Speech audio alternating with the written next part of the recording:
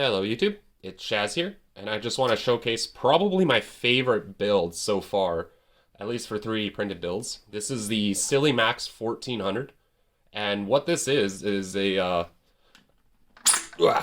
giant Titan tank shoved into a Supermax kind of 1990s inspired shell. This was created by a good friend and designer, Sillymaxx. I'm going to go ahead and link his files in the description.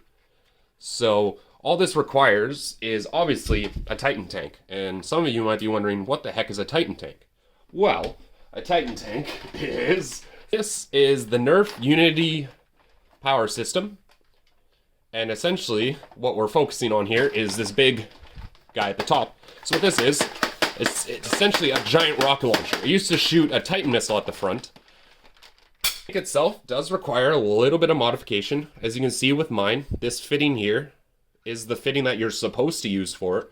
Well, this tank I used in a previous build, and I had to, well, it actually ended up breaking on me, so I put a bolt through that. So I actually had to use the straight out outlet here. So I had to do a little bit of dremeling down here, just to get the line to fit and go under.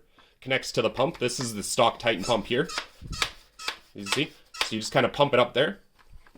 And then this is how the Titan works. It has a pin on the back here, a pin release. So essentially when you pull this trigger here, it pulls back on this pin here. And that's what releases the air out here. This is the stock Titan coupler, which is awesome. So that is what allows you to fire a multitude of different ammo types. As you can see, I got a whole big bunch here. This is a 10 dart or 5 dart, 10 dart, half dart, 5 full length dart. This one here is a 3-shot rival. This is a standard Mega, and this is a Mega XL. The Mega XL uses some Trivictus type of rifling on the inside. It's kind of hard to see, but that will essentially give spin on the Mega Dart so it flies nice and straight and accurate. So very, very excellent.